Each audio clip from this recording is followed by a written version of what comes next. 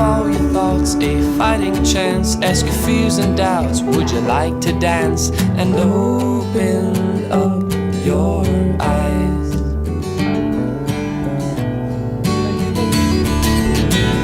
See the world and let the world see you.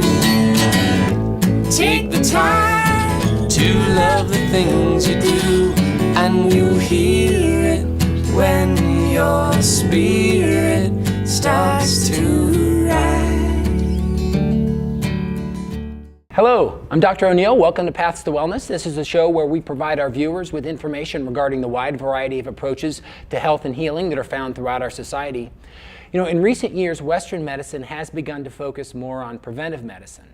Our topic today, the ancient Indian system of health and wellness known as Ayurveda, has been practicing prevention for about 5,000 years. Our guest today is Dr. Sunil Joshi. He's been a practicing Ayurvedic physician in his native land of India since 1981. He's also traveled extensively around the world and given lectures and workshops on Ayurveda. Additionally, Dr. Joshi is also the Ayurvedic consultant for the Chopra Center for Wellbeing in California. So thanks a bunch for coming today. Thank you. Welcome.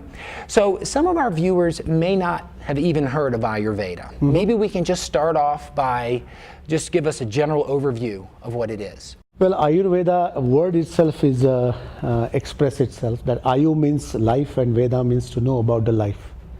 Means basically to know about yourself and how to live in the life in a harmony. And for that purpose, you have to understand who you are. And Ayurveda gives you that key to understand who you are. And once I know, okay, I'm having this kind of personality, these are my pluses, these are my minuses, and how I should be working around my lifestyle. If I get more and more information about that, I can keep my harmony with around myself. And then it does not create unnecessary stress to my own physiology.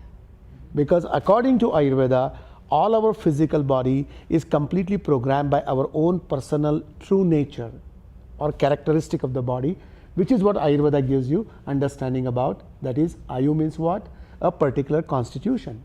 Everybody have their own personality, constitution. As we know, as we speak, as the doctors, there is no difference between any of us internally, structurally. That's why surgeons know when they open the body where they're going to find things. Right. But when it comes to response, we are not same people. So what really makes that change? So is that where the doshas come in? Exactly. Okay. Why don't you tell us about the doshas? That is what all about it. The entity which changes you, your response to the food, medicine, universal, whatever elemental manifestation happen, you resonate with that, or your resonation with your profession, resonation with your work, resonation with your relationship, resonation with your around your surroundings, everything control or resonate by entity called doshas. Doshas is a word given, means that it gives you, dosha means uniqueness. It gives you a particular uniqueness to that particular personality. In fact, we identify, a lot of time, we always say, you know, that man, he just talked too much. Other person we say, you know, he doesn't even express, you have to ask him. So we recognize people not by their, either they're too fat or too lean, we do say that. But not necessarily all the time by physical structure, but the way they express. And we recognize them from that. How we recognize? Because we know it. This is Ayurveda is all about. Because doshas gives you that ability to express you very peculiarly, which is your own chemistry, your own signature, your own constitution. So our own signature is comprised of the three doshas. Yep. Right? Okay. Tell us about those. Basically, doshas are three, Vata, Pitta and Kapha. Vata means air element, Pitta means fire element, Kapha means water element. Okay, so everybody has all three. Is Absolutely. That correct? Okay, and differing amounts is what makes each person individual. Correct. Okay. Basically, all three everybody have it, but their permutation combination vary. And one dominates, another follows it, another stays sort of low, or it just roll over again. Accordingly, we express ourselves. And we respond, and we programmed in fact by these doshas. Doshas is our software. Okay, and are we born with our particular, if you want to say the doshic signature? Yeah. We're born that Yeah. way. Okay, so the goal in life isn't to be 1/3 Vata, 1/3 Pitta, 1/3 Kapha. Absolutely not. Okay. Because if they all three equal, recognition will not be there. To recognize, somebody need to be dominated, somebody need to be stronger, somebody need to be dormant. Then only you can recognize things. Okay. Am I correct that the disease or illness comes about when your particular signature has become out of balance? Absolutely. Okay. Can you maybe describe what it looks like if someone is too high in Vata or Pitta? Well, I'll tell you one simple example. I was in a radio show in Santa Fe way back in 1993 or 4. I was interviewed by this wonderful lady, and I was sitting there, and she was just before that talking on a radio, doing some anchoring, and just watching her, and she was just constantly doing movement. You know how we observe that. So I picked up, oh, Vata. Because she was unknowingly constantly moving. I couldn't see her minute also quiet down. Either her legs were moving, hands were moving, head is shaking. She is constantly one way or other, her involuntary movement are going on. So I could see her instability, indicated me her Vata is way out of balance. Okay. So, but I couldn't say anything because, I'm there to be taken and interviewed. After the interview, I did talk to her, and apparently I found out that comes true. Okay. She have a hard time quieting down. That's what her major problem was. Okay. Now, if someone were naturally, the Vata was dominant in Sure. them, if they were naturally like that, they wouldn't necessarily be... No, Okay. that's an imbalance. Okay. Vata people are very quick. Vata people are intense. Vata people are quick in response. They can move fast. They can make things quickly happen. But they get exhausted also quickly. They need to be replenished also. Okay. So they are like a hummingbirds, Okay. Well, then what about Pitta? Oh boy, very ferocious, very strong people. Very strong, very courageous, very brilliant, very intelligent, and creative. Pitta peoples are always having a clarity whatever they're doing. They never do anything with unclarity. If they're reading a book, why they're reading a book, they need to know.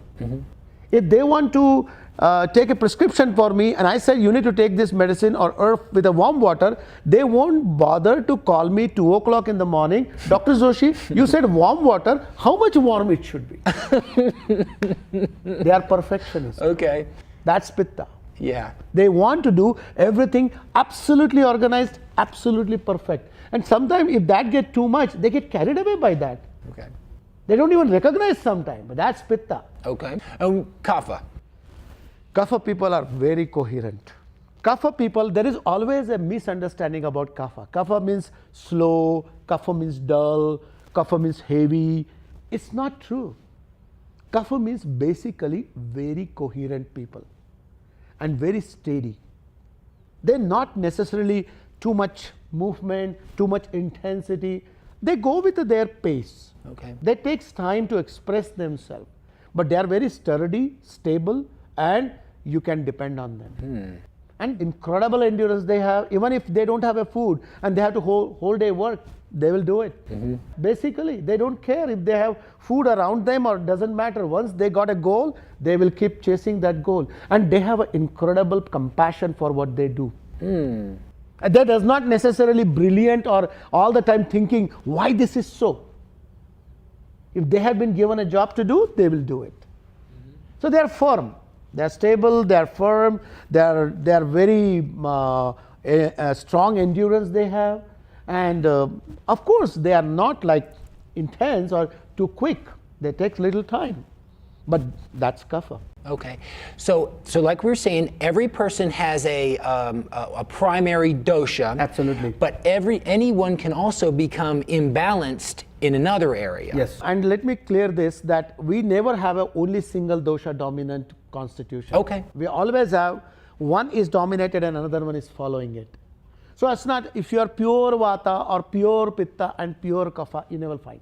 Okay. You'll find Vata Pitta or Vata Kapha or Kapha Vata or Pitta Vata, combinations of that. And can you, maybe again we'll touch base on what do the imbalances look like? I already gave you the imbalance of Vata dosha people who loves to do everything quickly and very good, very fast, And when when their imbalance gets affected, they cannot do things. They do quickly, but they cannot do it. They get tired. They try to do many things, but they cannot. They cannot get organized. They cannot get focused. They get scattered way out there, which is what caused them difficulty to stay focused, stay quiet. They cannot get quiet. They cannot relax. They cannot create an inhibition. So it's hard for them to sit and quietly and meditate then. That's imbalance of Vata dosha. Okay. Imbalance of Pitta dosha, as I said, they will keep going. Even if they can crawl their sleeping patterns, they will do that. Because as you know, sleep is a nature's gift. We all need to be sleep. If we don't sleep, you know what happens to us. But these people, once they are allowed to do this, like all the time, they go for it too much because they enjoy what they do. They're creative. So their creativity feeds them. Okay, I love this doing. Let me do it further. Let me do further.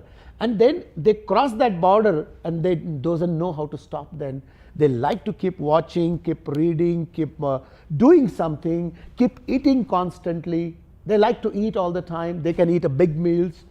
They eat a big meals and they're ready to hungry in 3 hours then. And they can get really angry if they really need to be. If they need to get the job done, they will get the job done.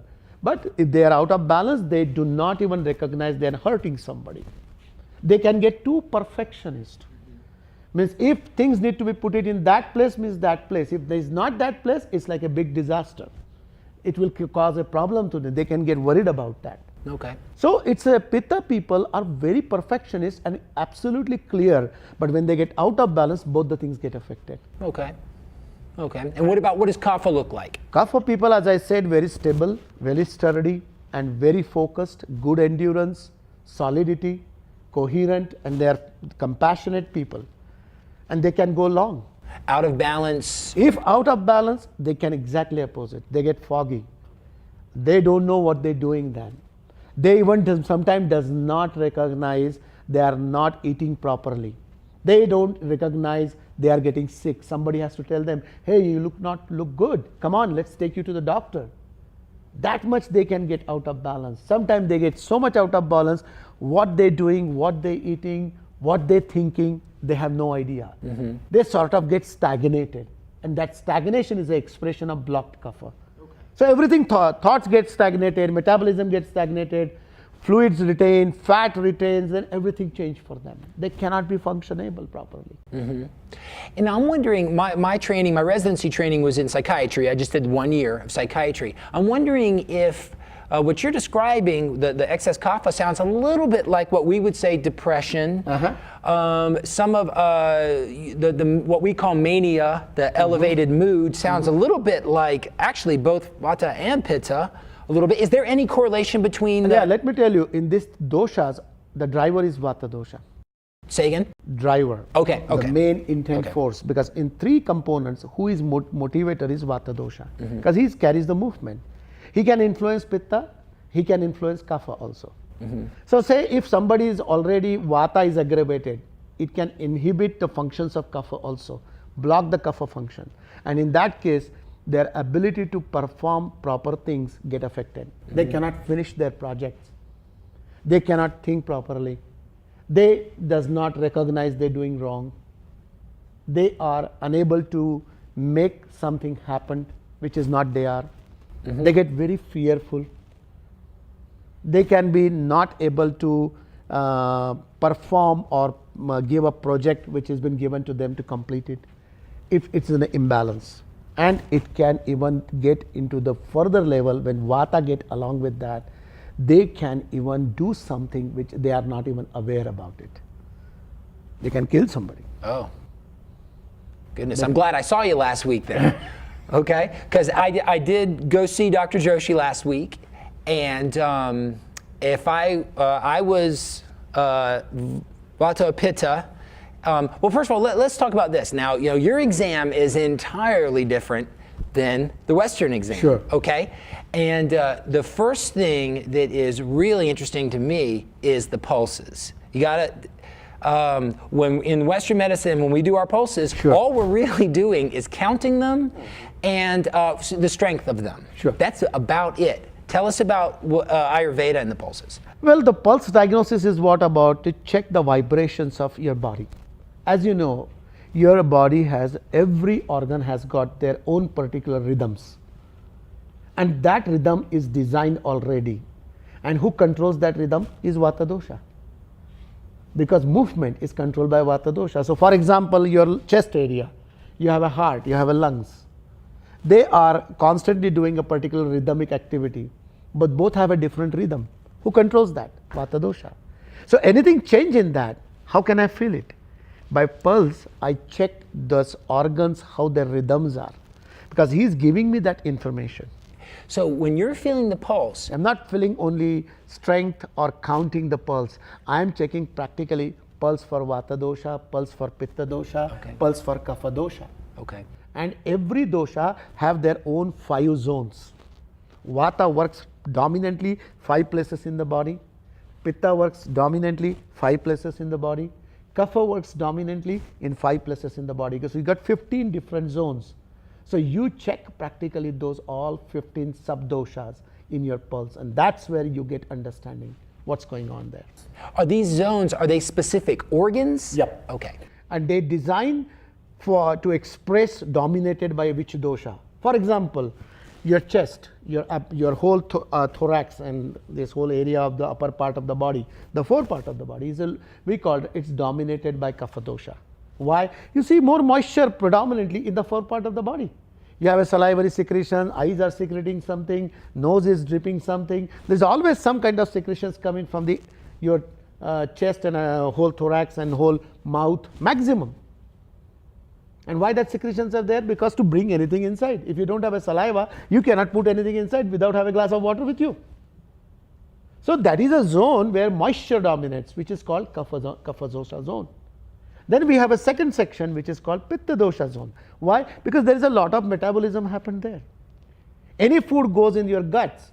Once it goes there, it's completely transformed. You can't recognize what's there. Yes, somebody ate you put a rice tube, you can still find in 3 hours, okay, he must have a piece of bread or toast, but once it crossed that border of duodenum, it's gone.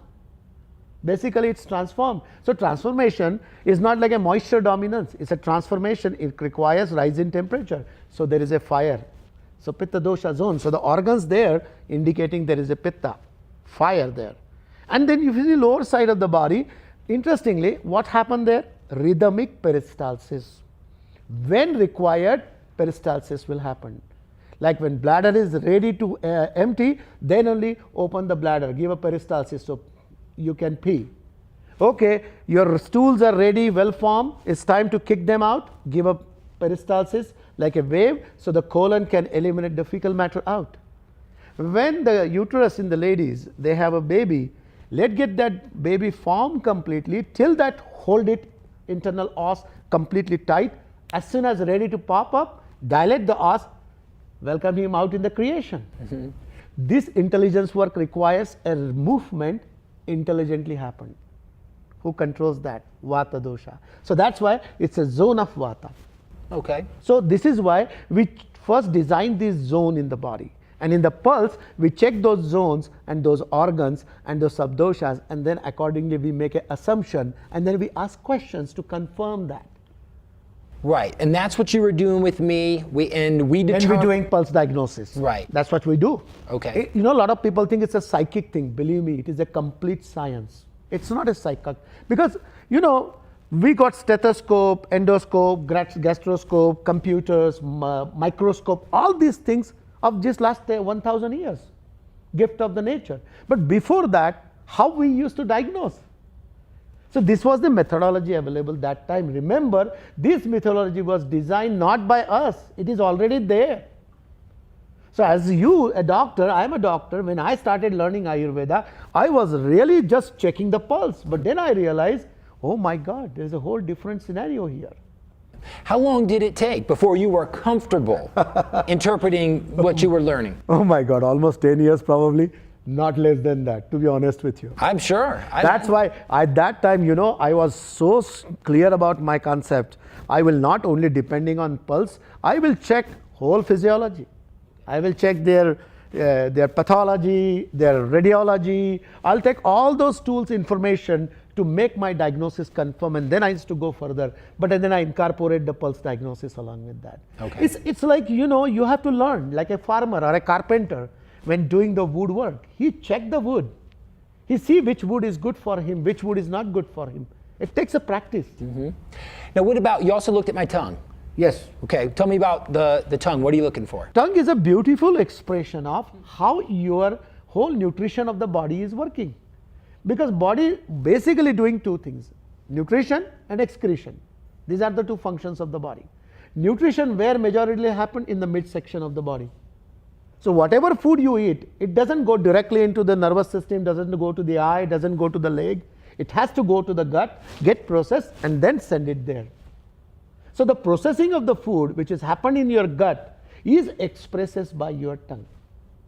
And excretion, what is unwanted, if it is coming out of the body properly or not, is also expressed by the tongue. Oh. So tongue is a mirror expression of these doshas. So that's why we check them. Okay, so you could see an imbalance in any dosha And we can confirm that by checking tongue. Okay. All right, so tell me, what are the, someone comes in to see you, you're doing the pulse diagnosis, asking the questions, look at the tongue, you establish where their imbalance is. Now, what are the corrective measures that Ayurveda employs? Balance the doshas. Start working on them. Now, how to balance the doshas? Intelligence works only one way. Start with who carries the movement, Vata dosha. Get him quiet down, signal him, I got the message, you are out of balance, please help me to balance you. So give a lifestyle counseling for that person. Okay, your Vata is high, change your lifestyle. Okay, your Pitta is high, we do need to make changes in your food.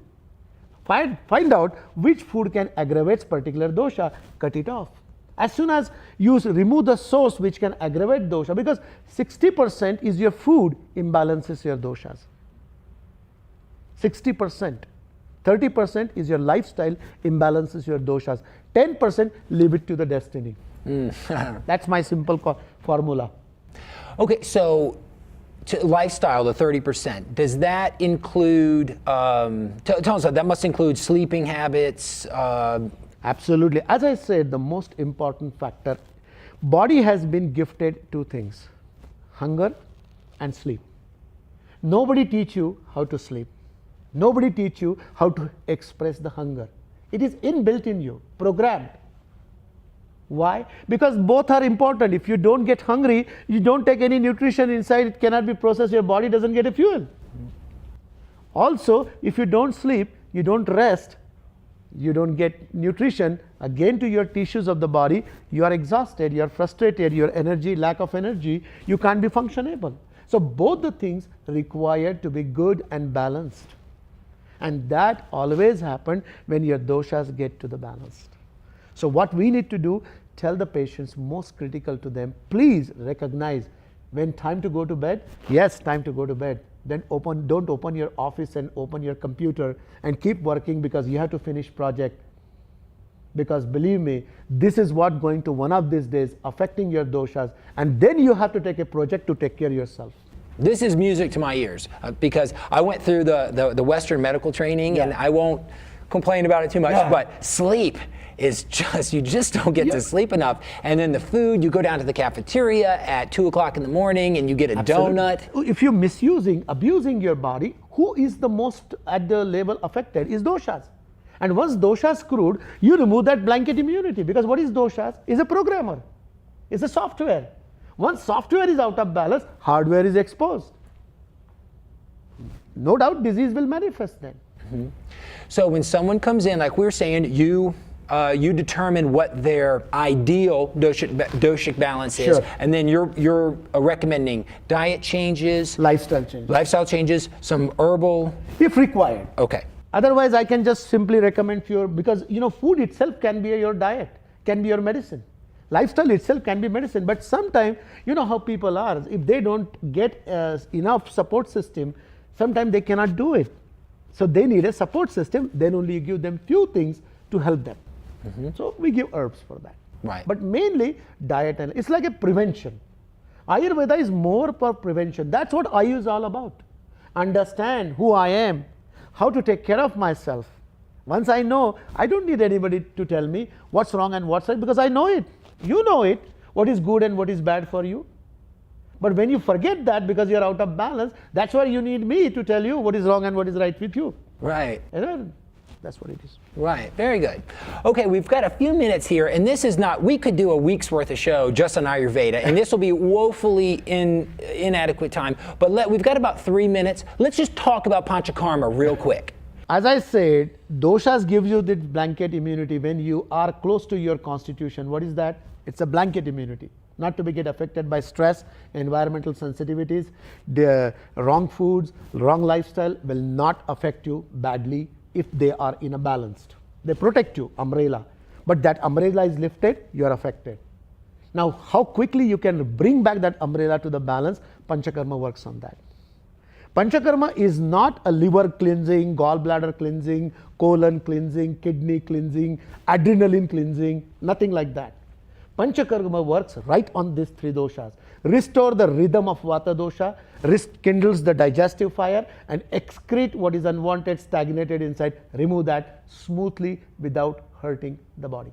Okay, it's non-invasive. Absolutely not. Okay. Absolutely, without hurting the body. In fact, when you go through Panchakarma, it does not traumatize you, it takes your trauma away from you. Okay. Now, this is the book, this is Dr. Joshi's book. I'm reading this right now. It's Ayurveda and Panchakarma, and it's wonderful.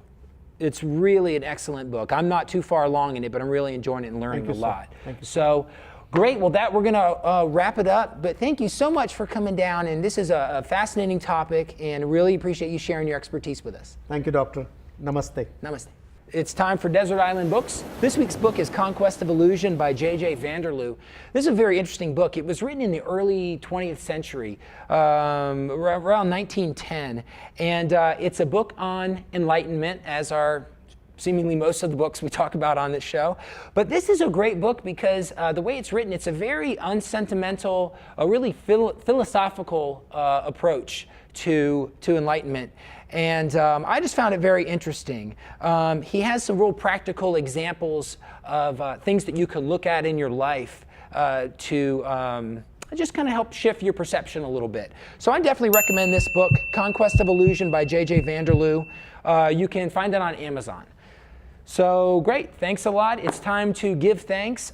First I want to thank Dr. Joshi, John the producer. Without him, the show doesn't happen. Thank Erica and Colleen and Quote Unquote for giving us the airtime. And most of all, I want to thank the viewers. If you like what we're doing, you can check us out online at www.pathstowellness.net. If you have any questions, comments, or suggestions, you can send them to me at dro@pathstowellness.net. So we are going to get out of here. Before we do, we like to leave you with something to chew on. We call it the Cud. This week's Cud comes from St. Augustine, who wrote, "Love God and do what you will." So thanks again for watching. Remember, it's your body, learn to care for it. It's your mind, learn to focus it. It's your heart, learn to awaken it. Peace. Keep on opening doors. Let the past